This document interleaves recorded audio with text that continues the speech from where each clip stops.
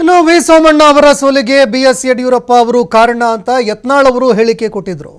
ಈ ಹೇಳಿಕೆಗೆ ಸಂಬಂಧಪಟ್ಟಂತೆ ಈಗ ವಿ ಸೋಮಣ್ಣ ಅವರು ಹೇಳಿಕೆ ಕೊಟ್ಟಿದ್ದಾರೆ. ದೇವರ ಆಶೀರ್ವಾದದಿಂದ ಎಲ್ಲವನ್ನ ಮೆಟ್ಟಿ ನಿಂತು ನಾನು ಈಗ ಕೇಂದ್ರದ ಸಚಿವನಾಗಿದ್ದೀನಿ.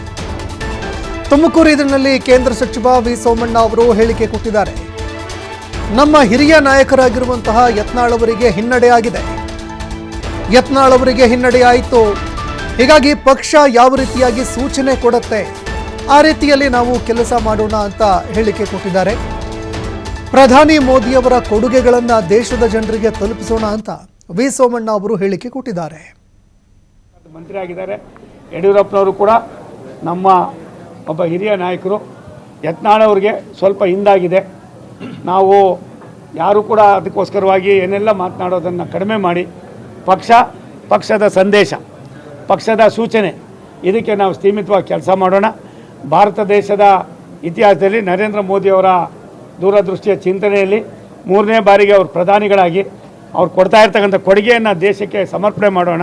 ಅದಕ್ಕೆ ಹೆಚ್ಚಿಗೆ ಆದ್ಯತೆ ಕೊಡೋದು ಬೇಡ. ನಾನು ಒಂದು ನಿಮ್ಮಲ್ಲಿ ವಿನಂತಿ ಮಾಡ್ತೀನಿ, ಪುಣ್ಯದ ಸ್ಥಳದಲ್ಲಿ, ಪವಿತ್ರವಾದ ಸ್ಥಳದಲ್ಲಿ ಇಂಥ ದೊಡ್ಡ ಕಾರ್ಯಕ್ರಮ ನಡೆಯುವಾಗ ಇಂಥವೆಲ್ಲಕ್ಕೂ ಕೂಡ ಒಂದೇ ಒಂದು ಶಾಂತಿ, ನೆಮ್ಮದಿ ಮತ್ತು ನಮ್ಮ ಬದುಕಿನಲ್ಲಿ ಸಣ್ಣ ಪುಟ್ಟ ಯಾವುದಾದ್ರೂ ಉಳುಕುಗಳಿದ್ರೆ, ಅಡೆತಡೆಗಳಿದ್ದರೆ ಸರಿ ಮಾಡ್ಕೊಳ್ಳೋದಕ್ಕೆ ಇದೊಂದು ಒಳ್ಳೆಯ ಸಂದರ್ಭ. ಅದನ್ನು ಮಾಡೋಣ. ಇವೆಲ್ಲವನ್ನು